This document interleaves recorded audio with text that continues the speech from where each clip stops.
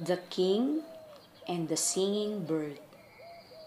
Once upon a time, there was a bird that had a beautiful voice. The bird lived at the top of the tallest tree in the forest. Every morning, the bird sang so beautifully that all the animals in the forest felt glad to be alive.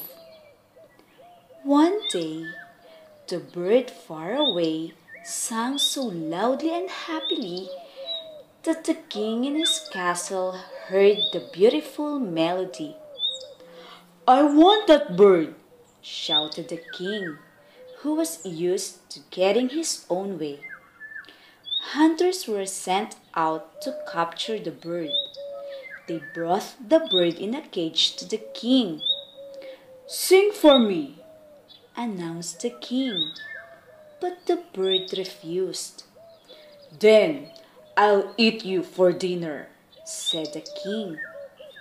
The cook was afraid, but the bird told her not to worry. "Even a king cannot destroy a beautiful idea," the bird said. So the cook gently stroked the bird before putting it into the pot. At dinner, the king ate the bird. The king started to swell up. He got bigger and bigger until finally he burst. All the wickedness of his life poured out to him from all over the land.